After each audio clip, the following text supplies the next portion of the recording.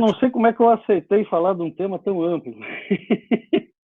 Né? Os mamíferos marinhos, histórico de conservação no Brasil e contexto das áreas protegidas, mas eu vou dar algumas pinceladas aí que eu espero que sejam úteis para a reflexão posterior de vocês aí.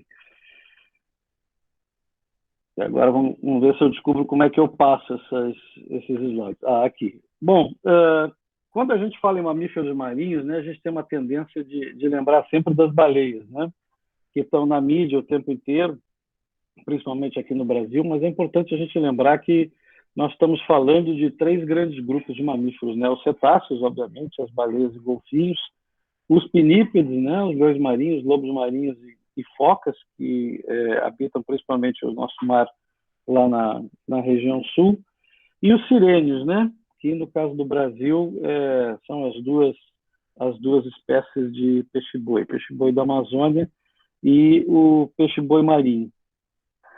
Essa relação das pessoas aqui no Brasil com os mamíferos marinhos vem de muito longe, né? Vem lá de quando a humanidade primeiro invadiu as Américas e chegou aqui há alguns milênios e começou, enfim, a extinguir a megafauna terrestre, mas, felizmente, no mar sobrou bastante coisa. E nós vamos encontrar em vários registros do período de ocupação dos habitantes originários a presença dos mamíferos marinhos registrada, né? Inscrita, entre outras coisas, nos zoólitos como esses que estão aí representando uma baleia e um golfinho, e que foram encontrados no sambaquis, lá de Santa Catarina, fazem parte do acervo de museus lá do litoral da região sul. Nós não sabemos muito sobre a utilização de mamíferos marinhos na vida das populações originárias costeiras. Evidentemente, esses animais estavam na vida deles, eles notavam a sua presença, como indicam, né, esses registros artísticos. Provavelmente, quando as baleias encalhavam, era uma fonte adicional de alimento e de materiais. Existem ossos de baleias francas localizados em sambaquis, aí também da região sul.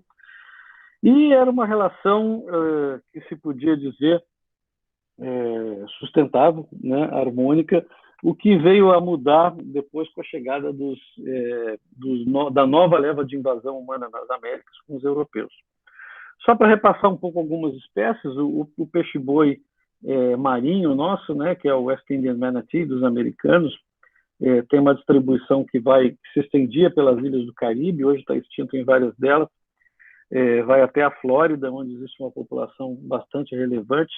E aqui no Brasil, originalmente, por essa linha roxa, ia até pelo menos o Espírito Santo, talvez um pouco mais ao sul, mas foi sendo extinta dessas regiões pela caça indiscriminada, né? Hoje ele está restrito às áreas do Nordeste e Norte do país, principalmente associado às áreas de estuários com manguezais, que é uma questão a qual nós vamos retornar daqui a pouco.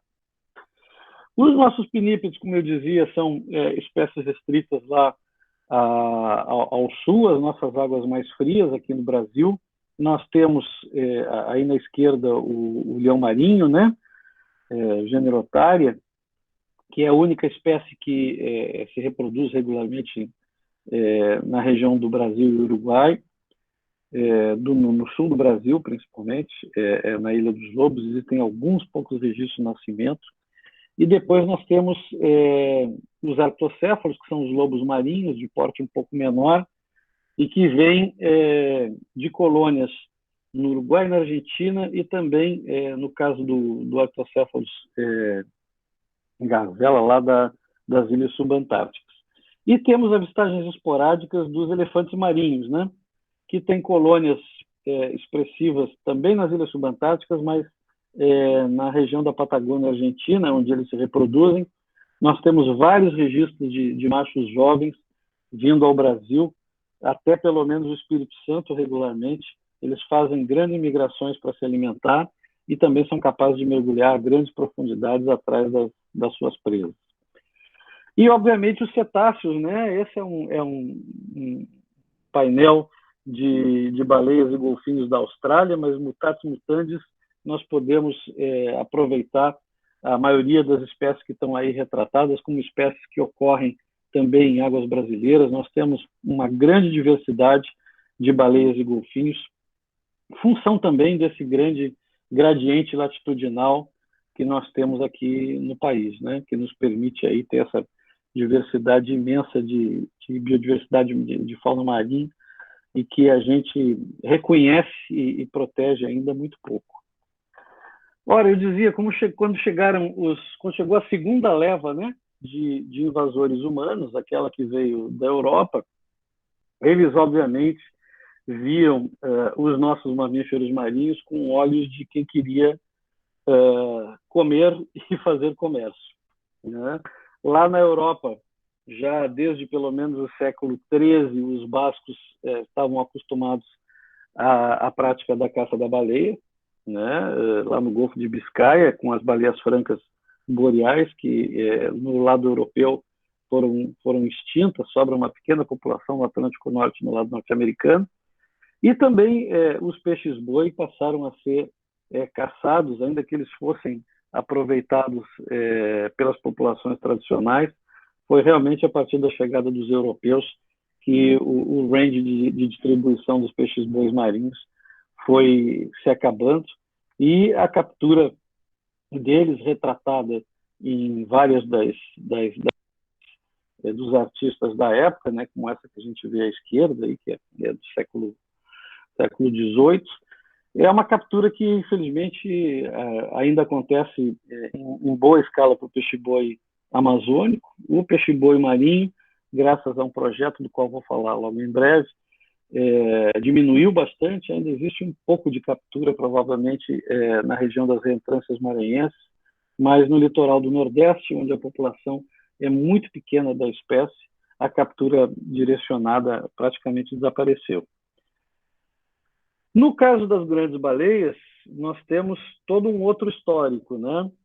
Como eu dizia, os bascos começaram a desenvolver em grande escala a atividade de caça comercial de baleias, se espalharam depois para o resto do Atlântico Norte, foram até a costa da Groenlândia, depois da América do Norte, fazer captura de baleias, e vieram para o Brasil em 1602, né, quando estavam unidos aí os reinos de Portugal e Espanha.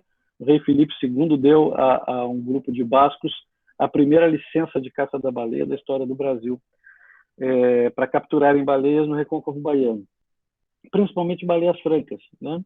Uma espécie fácil de capturar, porque é um bicho que se reproduz muito próximo da costa. Lá em Santa Catarina ela pode ser observada até 30, 40 metros da praia.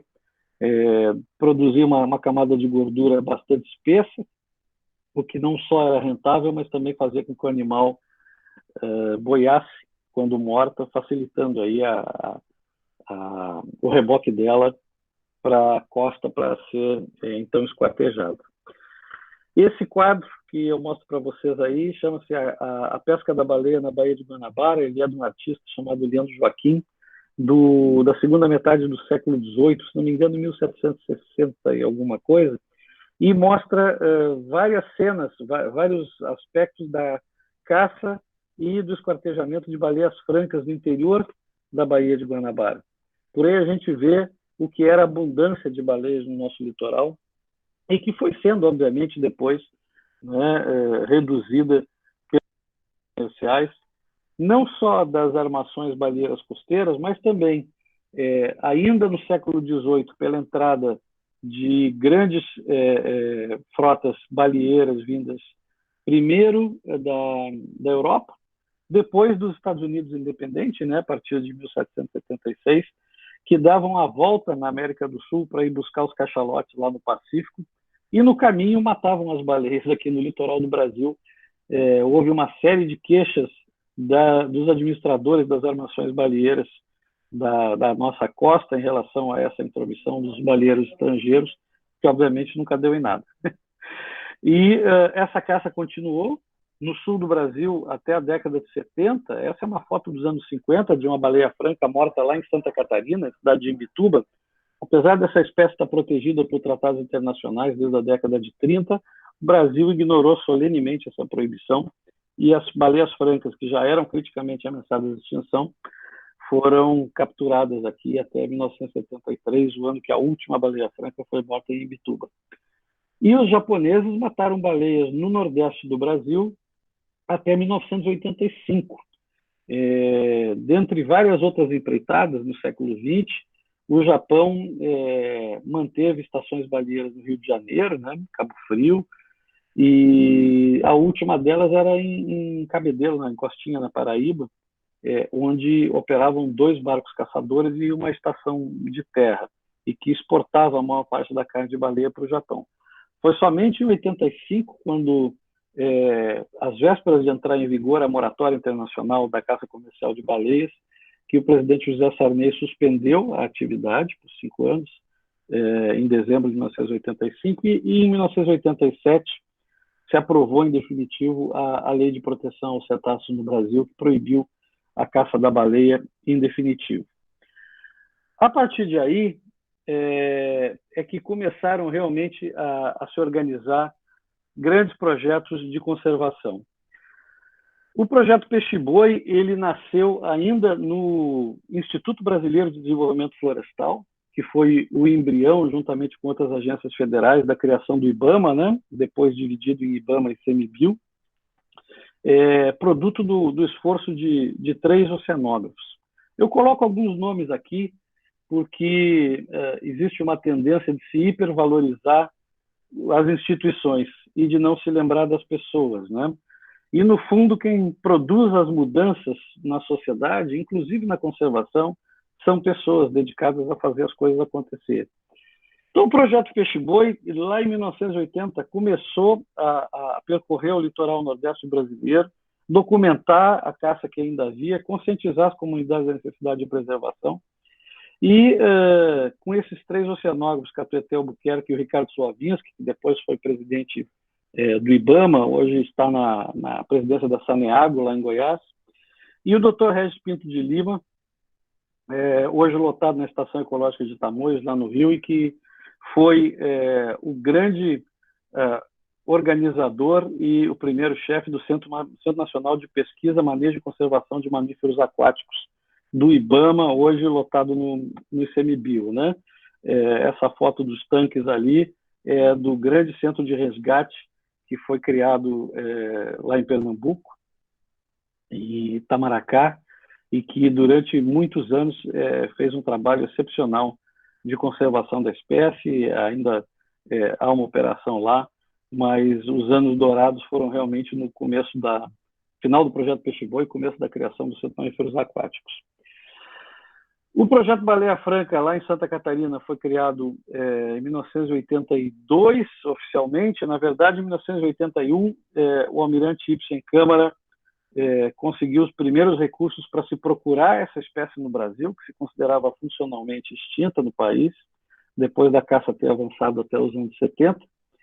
E eu tive o privilégio de trabalhar com o almirante na construção dos primeiros anos do projeto. Fiquei quase 30 anos lá em Santa Catarina, coordenando o que era o projeto Baleia Franca.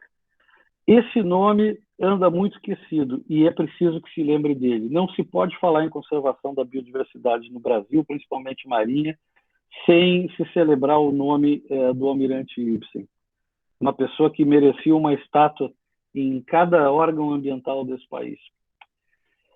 Em 1988 surge o projeto Baleia Jubarte, quando se começam as atividades para a implantação efetiva do Parque Nacional Marinho dos Abrolhos. O então Centro Abrolhos, que era a entidade não governamental que apoiava as ações do governo federal para a implantação do parque, descobrem os pesquisadores que havia ali uma população remanescente de baleias jubarte. Uma coisa talvez entre 500 mil indivíduos, não mais do que isso. E o Centro Abrolhos deixa de existir em determinado momento e uma das estagiárias do centro, Márcia Engel, fica com esse pepino na mão, o de dar continuidade ao trabalho de pesquisa e conservação das baleias jubarte. E, juntamente com o Henrico Marcovaldi, fotógrafo submarino, eles mantiveram o trabalho funcionando, hoje com 35 anos, estruturado em torno do Instituto Baleia Jubarte. Podemos celebrar o sucesso desse trabalho com o último censo de Baleia Jubarte no país, tendo indicado alguma coisa em torno de 30 mil animais. Estamos nos aproximando da população original da espécie aqui no Atlântico Sul Ocidental.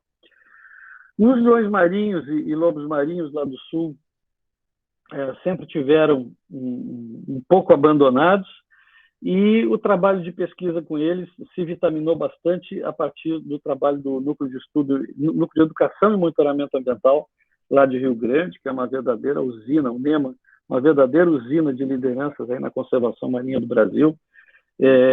Kleber Gruber, o Sérgio Stima, estruturaram esse projeto com recursos da Petrobras e passaram a sistematizar as informações sobre a presença e os problemas de conservação das espécies de pinípedes no nosso litoral sul. E eu não quero ser exaustivo, evidentemente, mas vale mencionar alguns outros projetos. O projeto Golfinho Rotador, que iniciou em 1990, lá em Fernando de Noronha, com o Zé Martins, outro oceanógrafo, e o Dr. Flávio Lima, hoje na Universidade Federal do Rio Grande do Norte. O boto cinza, que é uma espécie associada com estuários e águas costeiras, tem vários grupos trabalhando com ele há bastante tempo, desde os anos 80, em Santa Catarina, um trabalho pioneiro lá do Paulo André Flores, em São Paulo, do Instituto de Pesquisas Cananéia e o seu projeto Boto Cinza, no Rio de Janeiro, grupos de pesquisa do Instituto Boto Cinza e da UERJ, na Bahia, principalmente a Bianca Rigg, bióloga que trabalha no Instituto Baleia Jubarte, e outros grupos que acompanham populações residentes dessa espécie, associada, como eu dizia, a esses ambientes costeiros ao longo da costa brasileira. E o projeto Toninhas, iniciado em 2011, tocado aí, heroicamente pela doutora Marta Kremer, da Univille, e que foca principalmente, mas não só, na Baía da Babitonga, lá em Santa Catarina, onde se localizou a primeira população residente desse, que é o golfinho mais ameaçado de extinção da América Latina. Da América do Sul. Da América Latina é a vaquita lá do México, que se imagina que tenha 20 ou 30 exemplares só. E as toninhas estão no rumo da extinção também, infelizmente, aqui no Brasil. E um projeto que eu gostaria de destacar, que é o projeto Baleia à Vista, por uma razão muito particular. Ele não é afiliado a nenhuma grande ONG, grande ou pequena, ele não é afiliado diretamente a nenhuma instituição acadêmica, ele é tocado por uma iniciativa de ciência cidadã. O empresário Júlio Cardoso, quando se aposenta, adquire uma lancha baleirina, essa que está aí na fotografia, e se une à bióloga Arlene Francisco para começar a documentar a fauna marinha no entorno da região de Ilhabela. E descobriu que essa região é o maior hotspot de cetáceos da costa brasileira, com 13 espécies registradas. Esse pessoal, sem nenhuma pretensão de engordar currículo, está fazendo uma das maiores contribuições ao conhecimento de cetáceos e de outras espécies marinhas na costa brasileira. Projeto Ciência Cidadã, financiado integralmente com recursos próprios, que tem um site com esse nome, Projeto Baleia à Vista, que vale a pena ser conhecido, reconhecido e aplaudido por um número bem maior de pessoas. Bom, falando um pouco dos desafios contemporâneos, para a conservação dos mamíferos marinhos, hoje que nós não temos mais as capturas diretas no Brasil como o grande problema das espécies, eu queria me referir a alguns tópicos em particular. Começando pela pesca. Não é politicamente correto se falar disso, mas a pesca é o pior impacto ambiental humano nos oceanos, sem qualquer sombra de dúvida. A pesca está reduzida, e vejam, eu gostaria de dizer que nós estamos falando de pesca industrial, sim, principalmente pelo imenso volume e pelos subsídios pornográficos que a pesca industrial recebe, não só no Brasil, mas também no mundo inteiro, mas também da pesca artesanal, porque existe uma resistência ideológica muito grande de se reconhecer que a pesca artesanal praticada sem controle também tem enorme impacto ambiental. Ela impacta berçários, ela impacta espécies como a toninha, que vai se extinguir no Brasil se nós não pusermos freio ao uso de redes de malhe em profundidades menores do que a exóbata de 20 metros. Todos sabemos que esse é o principal problema de conservação da toninha. Todos sabemos. E ninguém quer tomar providência nenhuma a respeito disso, por medo de abrir um diálogo franco com os pescadores artesanais e de exigir dos governantes que viabilizem alternativas para que os pescadores não precisem praticar esse tipo de pesca. Não se quer falar disso, e esse mutismo vai levar à extinção da toninha no Brasil, provavelmente ainda ao longo da vida de muitos de vocês. Não sei da minha, que já estou me encaminhando aí para o pôr do sol, mas de muitos dos que estão aqui hoje conversando conosco. A pesca remove um volume absurdo de biodiversidade dos sistemas oceânicos. A maioria dessa remoção ela não é seletiva. Nós temos algumas práticas como o arrasto criminoso, arrasto de fundo, que destrói completamente os ecossistemas bentônicos. A pesca do camarão, que coloca de 60% a 80% do que pesca fora, porque são espécies da chamada fauna acompanhante, que não vai ter valor comercial. E, infelizmente, os conflitos vêm aumentando. Nós estamos vendo cada vez mais baleias e outras espécies de golfinhos, além da toninha, malhados em equipamentos de pesca. E agressões diretas, como é o caso desses leões marinhos que nós estamos vendo nas fotos. O da esquerda tem uma soga presa, que é um artefato cruel que os pescadores na Argentina, principalmente, usam para matar lentamente os leões marinhos, que eles acreditam que compete com eles pela pesca. Né? Como se não fôssemos nós que estamos invadindo o seu ambiente para nos apropriarmos da biodiversidade marinha. É preciso falarmos do problema da pesca enquanto impacto ambiental. Sim, mudança climática, claro, é o grande problema, mas a inexistência de sistemas vivos saudáveis de grande biomassa nos oceanos afeta a capacidade dos oceanos de absorver carbono e de nos ajudar na mitigação das mudanças climáticas. A contaminação, evidentemente, é um grande problema também para os mamíferos marinhos e para o resto do ambiente, né? Orgânica e química estão aí, e física estão aí os plásticos, dejetos que a gente lança a partir dos continentes, mas também as redes fantasmas, né? Com o advento das redes de monofilamento de nylon, que são muito leves, os pedaços de rede que são perdidos, às vezes de muitos quilômetros, ou abandonados propositalmente pelas frotas industriais, continuam na coluna d'água matando animais, inclusive uma grande quantidade de mamíferos marinhos. E nós temos o problema da poluição acústica, cujos impactos ainda são relativamente pouco conhecidos. Vocês estão vendo várias manchas de cor mais escura aqui, de vermelho e laranja.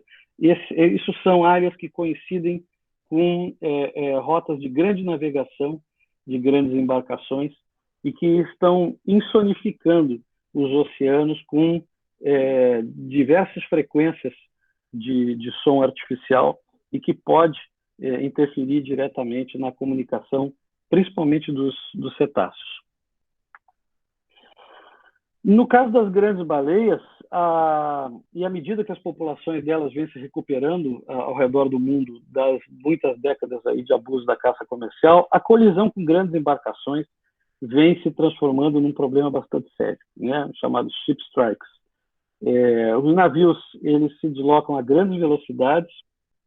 Provavelmente o que acontece, principalmente com os grandes misticetos, né, as baleias de barbatana, é que, de alguma forma, o tamanho desses navios mascara, o casco deles mascara a localização da fonte de ruído, que está lá atrás, na popa do navio, né? E as baleias, muitas vezes, não conseguem detectar o sentido que esse navio está navegando, sair da sua frente e acabam morrendo, ou então ficando marcadas, aí, apesar de sobreviver, como nessa baleia fotografada, fatiada, né, que nem um salame aí na fotografia da direita. Existem formas de se gerir esse problema. Nós estamos trabalhando nisso aqui no Brasil, entre o Instituto Baleia Jubarte e uma ONG internacional chamada Great Whale Conservancy, que se dedica especialmente a isso. mas ela passa por nós trabalharmos o conhecimento sobre a biologia dos animais e medidas como redução de velocidade em áreas de maior concentração de baleias e maior atenção na demanda das áreas portuárias. A degradação dos manguezais e das baías costeiras, dos estuários, é principalmente um problema relevante para os peixes-boi e para os pequenos cetáceos, como eu dizia, como o sotália, né, o golfinho, o boto cinza. No Nordeste, o que vem acontecendo com uma triste frequência é o encalhe de filhotes, porque as áreas de estuário e estuários bordados de manguezais, nos quais as fêmeas davam à luz, ou estão assoreados, ou estão terrivelmente degradados e já não servem como ambiente para essa aparição. E os filhotes acabam nascendo em área de mar aberto ou em lugares inadequados, se perdem das mães e precisam ser resgatados para depois, com sorte, serem reintroduzidos.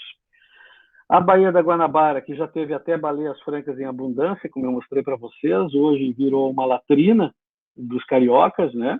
Um problema que há décadas se mente que vai resolver e não se consegue resolver. E isso, evidentemente, impacta as espécies dependentes, ainda que exista uma quantidade de biodiversidade surpreendente ainda na Bahia. Para os cetáceos, toda essa contaminação tem sido um desastre. Nós estamos vendo, através dos estudos da UERJ e do MACUA, que é o grupo de pesquisa de mamíferos aquáticos lá da universidade, a redução sistemática da população de boto cinza e a contaminação desses animais pela poluição, principalmente poluição química, que continua acontecendo na Baía de Guanabara, que é um retrato do que vem acontecendo nos outros ambientes estuarinos do país. E, evidentemente, as mudanças climáticas, né? Vocês estão ligados aí na COP28, não vou me estender muito sobre isso, mas basta dizer que há dois grandes problemas, né, que são a alteração da distribuição dos próprios animais e da mudança ambiental que acontece nas suas áreas de reprodução, fazendo com que eles muitas vezes tenham que mudar a sua área preferencial de reprodução, e também as áreas de alimentação e a disponibilidade de alimento, né? Nesse mapa da esquerda, que não é muito recente, ele é lá de 2010, tem uma estimativa de biomassa em toneladas por quilômetro quadrado. Vejam que já o Atlântico Sul Ocidental não é particularmente rico por causa da corrente do Brasil, que é quente, né? Ao contrário das costas lá da África Ocidental. E além do que a pesca está fazendo, obviamente a mudança do clima com a acidificação e o aquecimento dos oceanos vai causar um problema para a recuperação da biomassa marinha, não só na nossa região, mas em todas as outras. A Antártida, que é uma área de extrema importância para a alimentação das nossas grandes baleias, com exceção da baleia de Braide, as outras, e dos cachalotes, as outras todas migram para lá. Essas áreas em vermelho que vocês estão vendo no mapa da direita são áreas de perda de gelo, né? Perda de gelo bastante significativa nos últimos anos e que afeta diretamente a produção de plâncton, principalmente de krill, né? Aquele pequeno camarão que se reproduz aos bilhões na Antártida e que é a base não só da alimentação das grandes baleias, mas também de toda a cadeia alimentar antártica. Grande problema e para o qual nós não temos aparentemente solução, muito menos do que nós estamos vendo sair dessa última COP do clima. Bem, nesse contexto de problemas contemporâneos de conservação, as unidades de conservação emergem com uma importância desmesurada, né? Porque, por tudo que nós sabemos, vocês melhor do que eu, elas são extremamente importantes para que a gente consiga manter o funcionamento dos sistemas marinhos, enfim, dos sistemas naturais, né, e a provisão de serviços ecossistêmicos por esses sistemas naturais. E, infelizmente, nós temos uma tendência, nas últimas 2 décadas, pelo menos, de privilegiar a criação de áreas ditas de uso sustentável, né, onde existe uso, mas não existe qualquer esforço efetivo para que ele seja sustentável, na imensa maioria dessas áreas, pelo menos das marinhas, ao invés de criarmos áreas no take, né? Áreas de proteção integral, que seriam as adequadas para nós conseguirmos manter esses serviços ecossistêmicos. Ainda assim, muitas delas têm utilidade para os mamíferos marinhos. Para o peixe-boi marinho, eu vou deixar um pouco de lado aquele mapa que está ali no canto superior direito, que é da APA das Reentranças Maranhenses, uma área muito importante também para os peixes-bois, mas que não sofre as grandes pressões que sofrem as áreas do Nordeste. Tem duas áreas que são especialmente importantes para os peixes-bois. Aqui está aqui na esquerda a área de proteção ambiental da Costa dos Corais, que protege esses ambientes costeiros coralinos, mas também as entradas dos estuários onde os peixes-boi ainda têm oportunidade de se reproduzir. É uma área de aproximadamente 400 mil hectares, se eu não estou enganado, e que tem enorme relevância para o peixe-boi marinho e para impedir que ele seja levado à extinção aqui no Brasil. A da direita é um pouco mais antiga, a área de proteção ambiental da Barra do Rio Mamanguape, uma área de grande importância para os peixes-boi e de grande pressão humana. Eu fiz questão de sublinhar essas duas áreas porque, dentro da sua característica de uso múltiplo, elas sofrem pressões imensas diuturnas para a sua conservação adequada, e é preciso que a gente encontre maneiras de que nessas áreas seja possível tomar as medidas necessárias para assegurar a conservação dos peixes-boi e a manutenção dos sistemas marinhos que elas deveriam estar protegendo. O Parque Nacional Marinho de Fernando Noronha, que eu tive a oportunidade de participar da criação, que foi criado lá em 1988, com em torno de 12 mil hectares, teve como um dos motes principais a presença dos golfinhos rotadores, né? Essa foto mostra a Baía dos Golfinhos, onde eles se concentram diariamente, mas não só, eles também têm frequentado de maneira bastante regular essa área das ilhas menores na parte norte do arquipélago. E é uma área de proteção integral que, infelizmente, vive sofrendo pressão para ser transformada em uso múltiplo, né? Porque querem pescar dentro do Parque Nacional, mesmo ele protegendo apenas essa ínfima área no entorno da ilha. Essa área no TEC deveria ser muito ampliada se a gente quiser proteger também as espécies pelágicas que habitam em Noronha. Bom, como eu disse a vocês, a redescoberta e a proteção das baleias jubarte está intimamente ligada ao Parque Nacional Marinho dos Abrolhos, né, que protege não apenas o arquipélago, mas áreas importantes de coral no seu entorno. Agora, e que é ainda hoje, né, o Banco dos Abrolhos ainda hoje é a maior área de concentração reprodutiva das baleias jubarte no Brasil, ainda que a espécie esteja se recuperando e reocupando a sua área de distribuição original ao longo da nossa costa, Abrolhos ainda é esse grande centro de densidade de presença das jubartes no inverno e primavera, na sua época de reprodução. O problema é que o parque protege uma área ínfima do Banco dos Abrolhos, em torno de 1,80%. Menos de 2% do Banco dos Abrolhos está protegido como área de proteção integral. E nós, alguns anos atrás, participamos de uma campanha chamada Mais Abrolhos, que tentava, ainda no governo Temer, fazer a ampliação do Parque Nacional. Existe uma pressão violenta contra essa ampliação, principalmente de criminosos, de gente que faz pesca ilegal com compressor lá nos cabeços de coral de profundidade e arrebenta com tudo que existe, e que ficam arengando indevidamente as comunidades de pesca artesanal do litoral sul da Bahia, como se a ampliação do parque para leste, que é o que é proposto, fosse afetar a pesca artesanal. Não é, né? Mas é preciso, como eu disse, coragem das autoridades, dos atores públicos, para enfrentar a necessidade de ampliação das áreas no TEC, das áreas de proteção integral, como é o caso do Parque Nacional Marinho dos Abrolhos. A área de proteção ambiental da Baleia Franca, que nós conseguimos criar lá em 2002, né? Protegendo aí, ou tentando proteger, o maior berçário da espécie no Brasil, a área de maior concentração reprodutiva dela, lá em Santa Catarina. Essa APA abrange mais ou menos 154 mil hectares e em torno de 130 quilômetros de costa. E são áreas realmente extraordinárias, nas quais uma das enseadas ali, da Ibiraquera Ribanceira, às vezes se pode ver 30 baleias francas com seus filhotes. É uma coisa verdadeiramente extraordinária. A gente conseguiu, na criação dessa unidade de conservação, lançar um selo, que é esse que está aí nesse bloquinho filatélico da esquerda, festejando a proteção das baleias francas. Infelizmente, o plano de manejo da unidade de conservação deixa muito a desejar no que diz respeito à proteção das baleias lá e da proteção da biodiversidade marinha.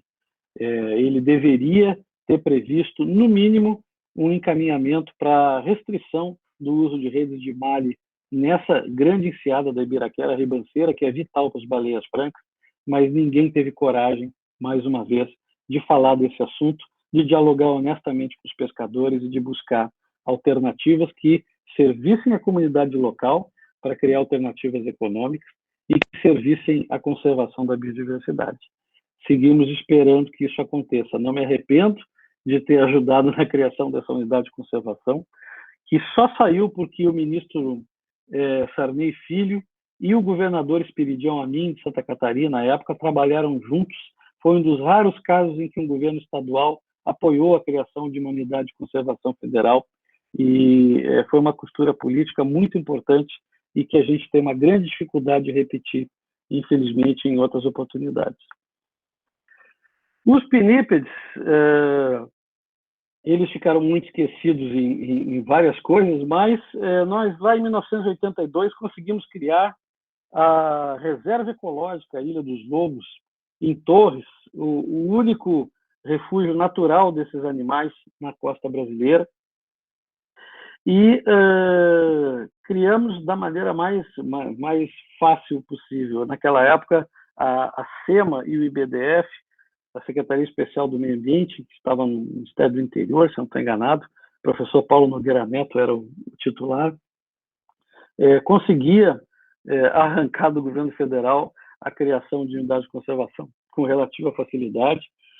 E muito se falava da proteção dessa área, mas ninguém tomava providência nenhuma. Um belo dia nós alugamos um barquinho, fomos lá, fotografamos os leões marinhos, mandamos um expediente para o professor Nogueira Neto, e em 6 meses estava criada a Reserva Ecológica, hoje recategorizada Refúgio de Vida Silvestre Ilha dos Lobos. Uma das menores áreas protegidas por mamíferos marinhos do mundo. Tem essa pequena ilha com em torno de 1 milha no seu entorno de proteção, e fica na divisa do Rio Grande do Sul com Santa Catarina.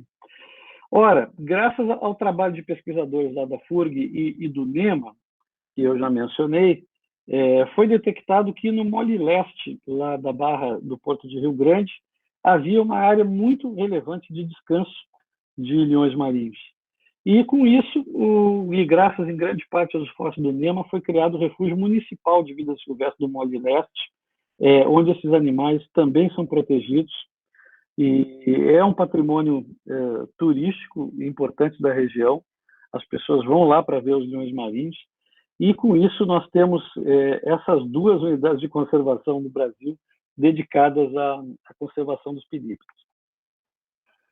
E estamos há nada menos do que 15 anos trabalhando para a proteção das águas do extremo sul do Brasil, da divisa com o Uruguai, onde a gente olha para essa costa reta e aparentemente sem maior interesse, né? Mas que esconde, na verdade, uma imensa biodiversidade, uma série de fundos consolidados próximos à costa e que servem de abrigo, alimento e área de reprodução para uma quantidade de espécies ameaçadas de extinção, de aves, de elasmobrânquios e também de mamíferos marinhos, toninhas, o golfinho austral, Tursiops gephirius, que foi identificado como espécie há relativamente pouco tempo e tem uma pequena população entre o Brasil e a Argentina. E nos últimos 3 anos, graças a um projeto binacional de promoção de áreas marinhas protegidas, chamado Projeto Um Solo Mar, administrado pelo Instituto Baleia Jubarte, pelo NEMA e pela Organização para a Conservação de Cetáceos no lado uruguaio, conseguimos trabalhar no lado uruguaio para a criação de uma unidade de conservação na Isla de Lobos deles, e no Brasil, junto com o ICMBio, para a construção, enfim, de uma proposta técnica para a criação do Parque Nacional do Albardão. Essa proposta foi finalizada ainda no ano passado e estamos agora esperando, desde janeiro, que a nova administração federal faça a necessária consulta pública para avançarmos com a criação dessa importantíssima unidade de conservação. Estamos propondo 1.600.000 hectares, principalmente área marinha. A única área costeira abrangida é um pequeno pedaço de propriedade da União e que engloba o maior sítio paleontológico da costa brasileira, os Concheiros, onde se vê o afloramento de muitos remanescentes de mamíferos do Pleistoceno, uma área belíssima e que hoje não tem tratamento de gestão absolutamente nenhum. Estamos no aguardo e na esperança de que o ICMBio faça os encaminhamentos necessários para a criação dessa nova unidade de conservação, que vai fazer muito bem ao compromisso do Brasil de avançar na proposta dos 30 por 30, de dar representatividade para o nosso sistema de áreas marinhas protegidas.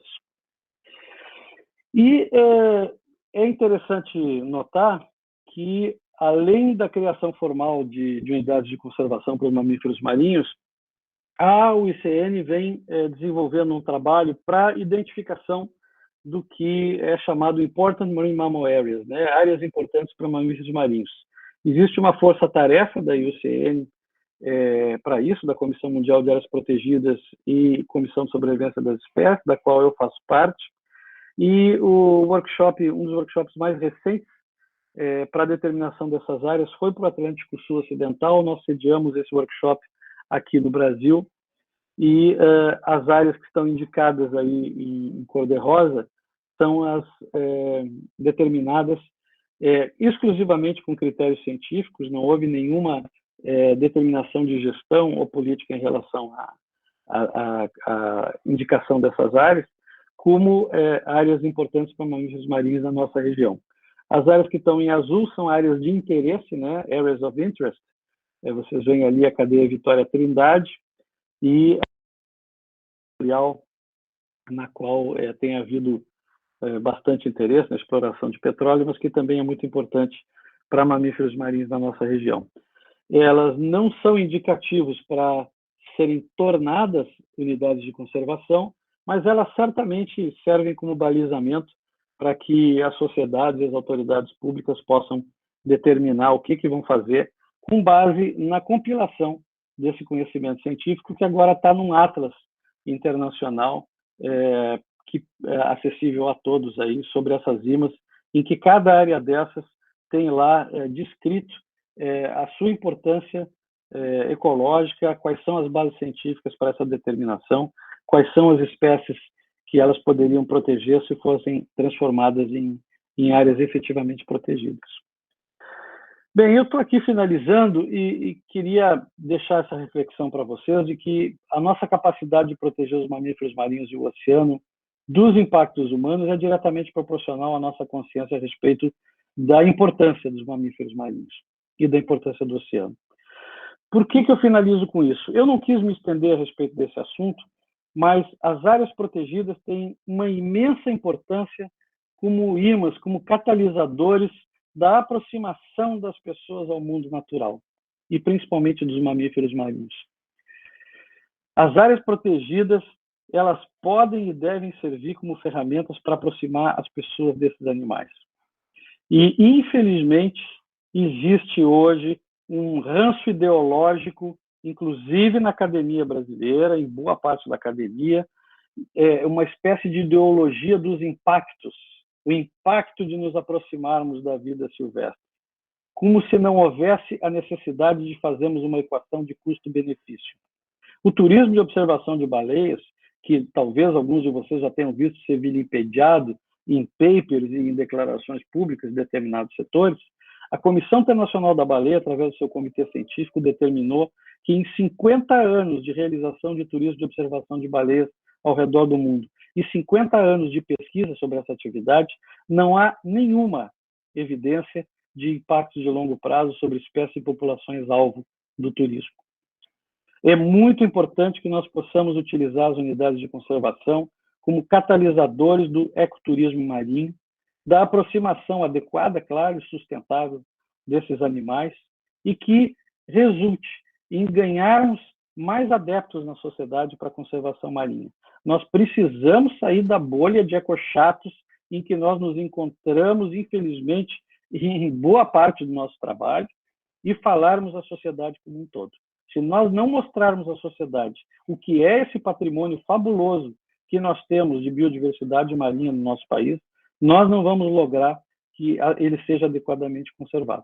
E para isso nós precisamos, de forma ordenada, sustentável, racional, fazer com que o ecoturismo seja nosso aliado, também na área marinha, para desenvolvermos apoio político na sociedade para a conservação. Bem, tomei demais o tempo de vocês, agradeço muito essa oportunidade e também de ter escutado a professora sobre a conservação em Portugal, que é um tema que muito me interessa.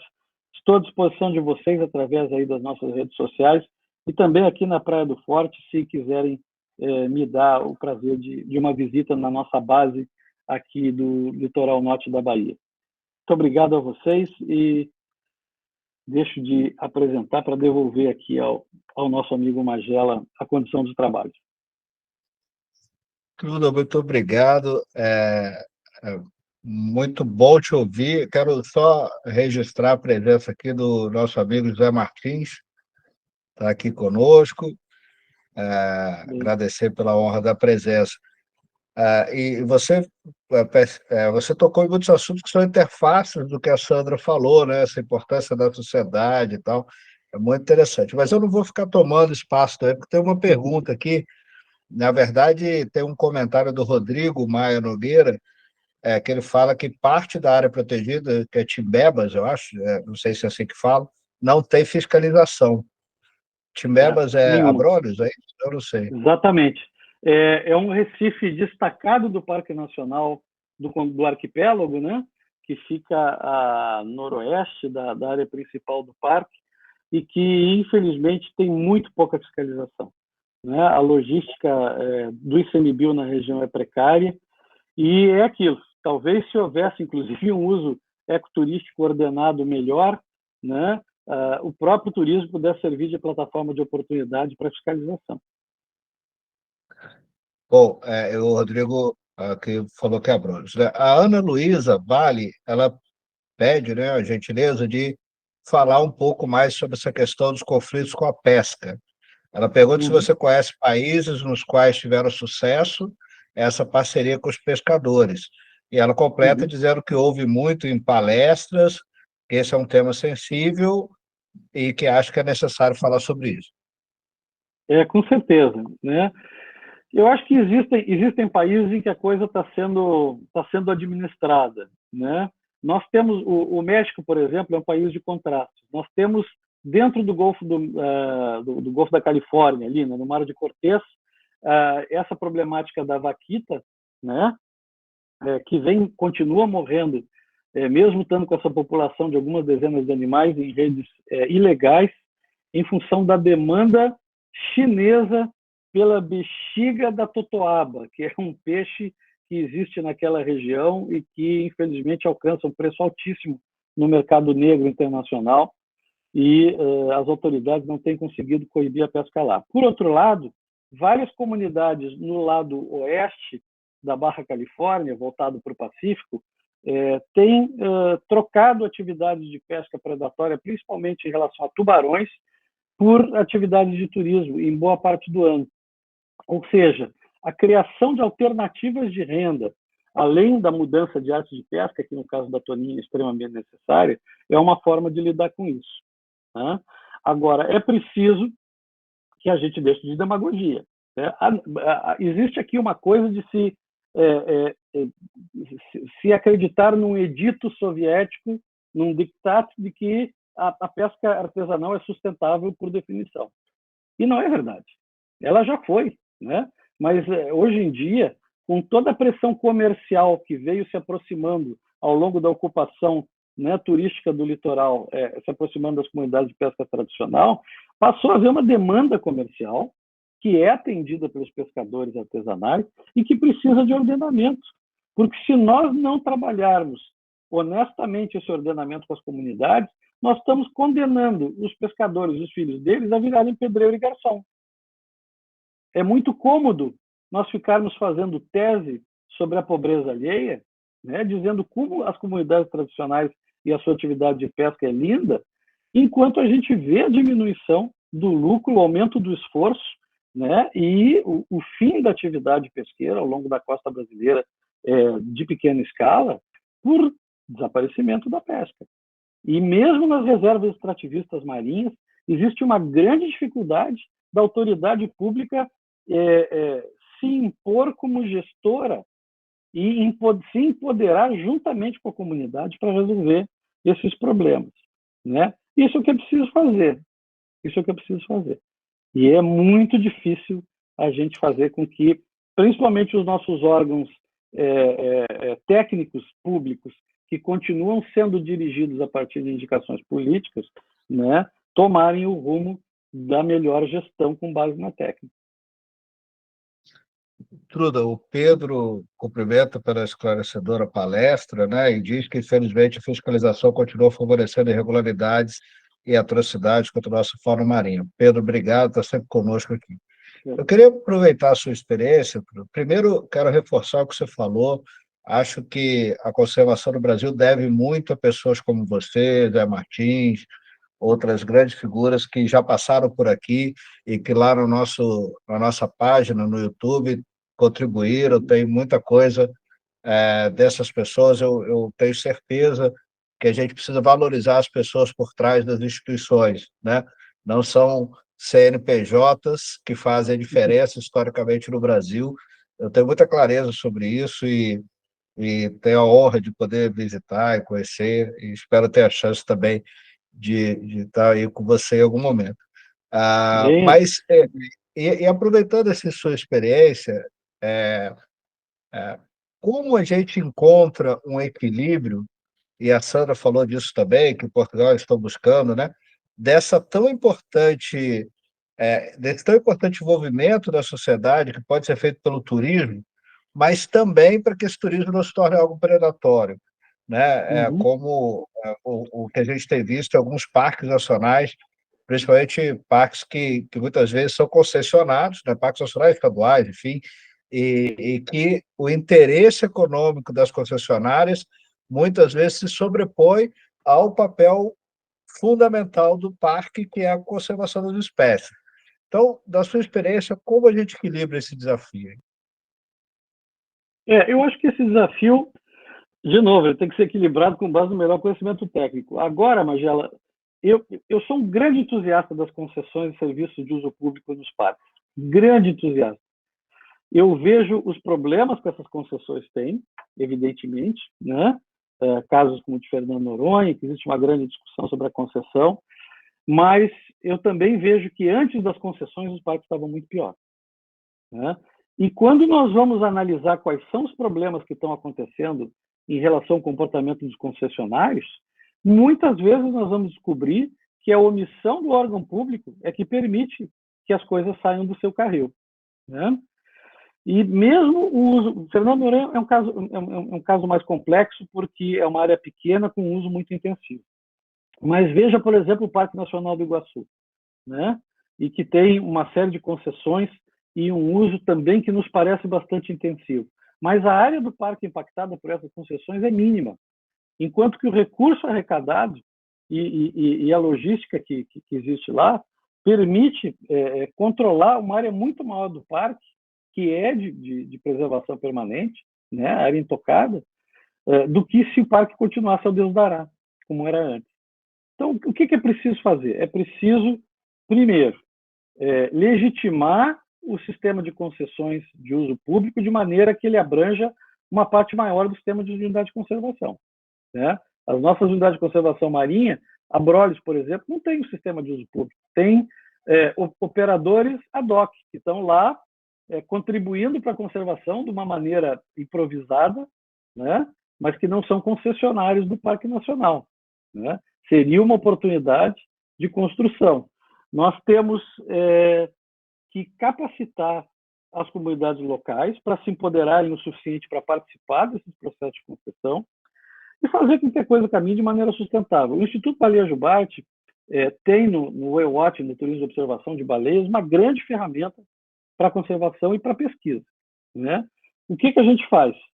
Além de acompanhar as atividades e o que está acontecendo no mundo inteiro, em termos de determinação da existência ou não de impactos, nós temos feito todo ano, no começo da temporada de baleias, e à medida que a gente expande o nosso trabalho buscando as novas áreas de concentração de baleia, é um trabalho de capacitação das comunidades locais, dos operadores, dos empresários de turismo, dos guias, levando o conhecimento que a gente tem sobre a biologia da baleia, a interpretação do comportamento dela em relação à aproximação das embarcações e uma noção de melhores práticas para a experiência do turista, como forma de garantir que esse turismo continue acontecendo de maneira sustentável.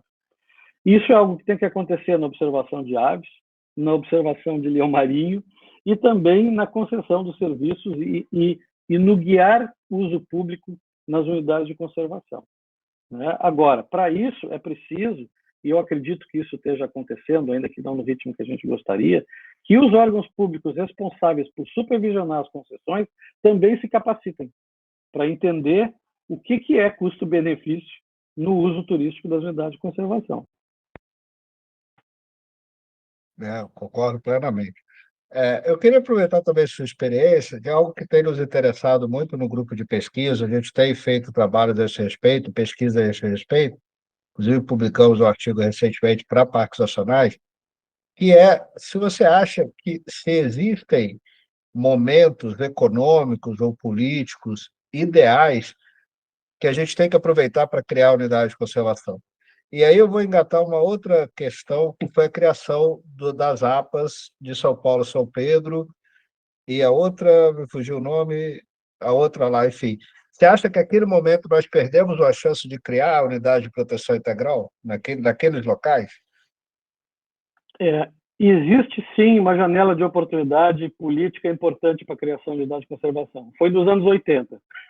Ela não existe mais. E no governo Temer, o que aconteceu é que nós tivemos, de novo, uma pessoa, né, chamada Oliveira Costa, que resolveu, da cabeça dele, construir esses grandes mosaicos oceânicos. E veja, elas são, a maior parte dos dois mosaicos, né, São Pedro, São Paulo e Trindade Martim Vaz, são áreas de uso múltiplo, mas também tem áreas núcleo de proteção integral, né? O que está faltando? A implementação efetiva das áreas, e não é mandar o navio da Marinha para lá, é a gente começar a usar espertamente as ferramentas tecnológicas que já existem na mão, Global Fishing Watch, né, e outras tecnologias satelitais, drone, para a gente identificar atividades ilegais nessas áreas, qualificar a observação de bordo nas frotas industriais que são permitidas pescar aí dentro. Lá em São Pedro e São Paulo existe um trabalho bastante interessante, coordenado pela doutora Mônica Brick Pérez, do ICMBio, de medidas voluntárias que a frota de pesca industrial que exporta está tomando para conseguir adquirir um grau de sustentabilidade na sua atividade e que poderia ser replicada em outras áreas de uso múltiplo. Então, existe assim, uma série de medidas que a gente pode trabalhar para implementar efetivamente esses mosaicos. Agora, a gente perdeu ali a oportunidade de criar a ampliação do Parque Nacional Marinho dos Abrolhos, com toda certeza, né? Nós achávamos, ingenuamente, que a partir de janeiro desse ano seria muito mais fácil avançarmos na criação do Parque Nacional do Albardão. Estamos aqui esperando, colaborando na medida que nos é possível, mas aguardando que a autoridade pública faça os movimentos que lhes são, né, de direito. Então, essas janelas existem, mas as oportunidades de criar áreas de proteção integral, elas são cada vez menores em países como o Brasil, em que a gente é presa muito fácil do discurso do uso múltiplo, como se ele fosse resolver a conservação da biodiversidade. Não resolve. Às vezes até ajuda a gerir algumas atividades humanas. Mas a manutenção dos ecossistemas em estado saudável, como é necessário, em grandes áreas de proteção integral, nós estamos falhando em fazer isso, principalmente nas áreas costeiras. Esses dois mosaicos oceânicos nos ajudaram, né, nas áreas oceânicas, mas nós ainda não temos oportunidade de fazer isso. Talvez o Albardão seja a primeira grande oportunidade, quem sabe Abrolhos na sequência, de em áreas mais costeiras termos a coragem política de fazer aquilo que a ciência já mandou fazer, né?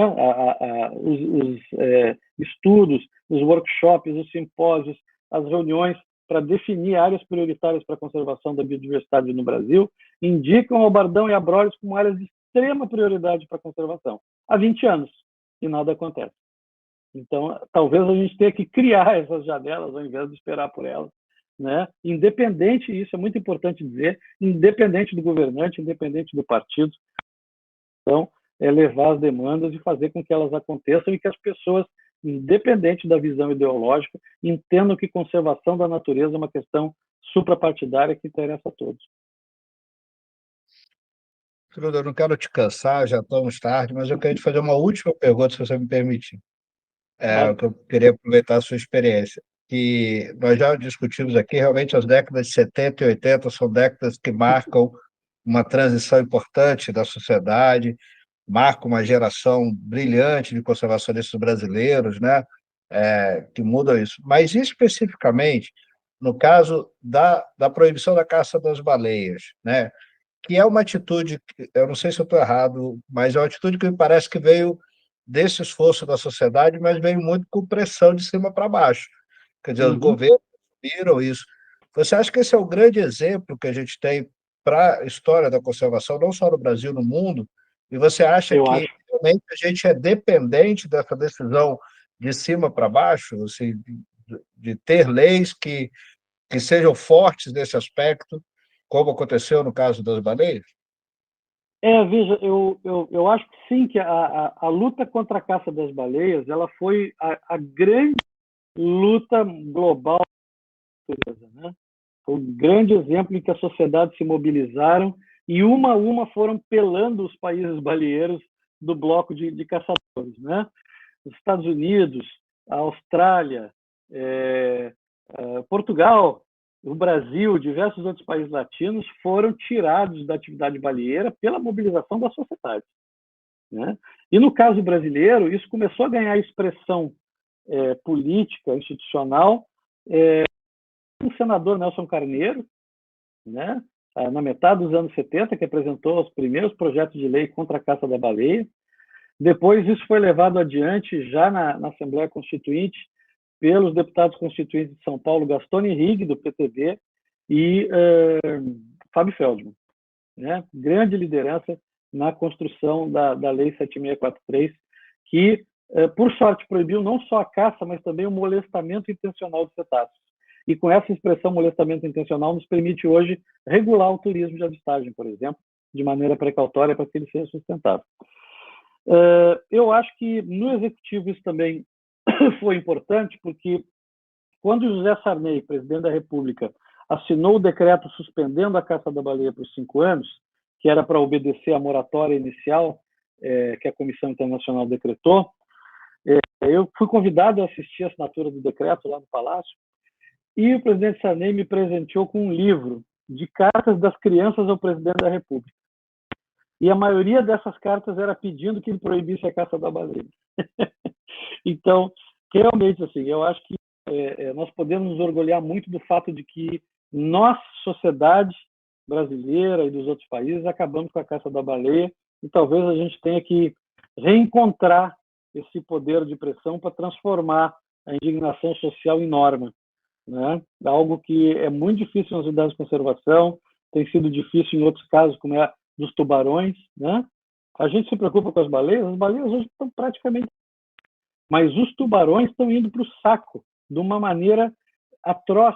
Eles têm uma biologia que é quase de mamífero, né? E a sobrepesca está acabando com eles no mundo inteiro. Os tubarões martelo, praticamente 90% de todos os tubarões martelo do mundo já desapareceram, né? Tubarões mangona, que são aqueles daquela dentuça que tem nos aquários, que todo mundo gosta de ver, pagam uma fortuna para mergulhar com eles, que são inofensivos. No Brasil, nós estamos acabando com os últimos berçários deles. Então, a gente tem que reencontrar esse poder da sociedade de pressionar pela conservação da biodiversidade. E aí a gente tem que ser específico. Eu acho muito bonito a gente se preocupar com a questão das comunidades também, mas é preciso que se diga que nós temos que focar na conservação das espécies ameaçadas. A proteção delas é a proteção do bem-estar humano também. Eu falava com o Zé Martins, contava uma história para ele que eu acho que é pessoal, mas emblemática. Há 4 anos atrás, nós organizamos o Congresso Brasileiro de Biologia de Conservação, e tivemos a presença do Flávio Lima, do Zé Martins, e Uhum, você veio, né? Não, acho que você não. uhum. Não. E eles presentearam meu filho de 8 meses com uma pelúcia de tubarão e golfinho. E hoje, esse meu filho só se fala em tubarão. Enquanto eu estava viajando, por exemplo, ele ficava brincando aqui que a casa era um oceano. Então, realmente marca, né, as pessoas. E eu queria fazer também uma menção ao amigo Vilmar Berna, não sei se você conheceu. Sim, Vilmar, claro. Uhum. infelizmente, faleceu, né? Foi um Grande dos figura. últimos que eu tive a chance de conversar aqui.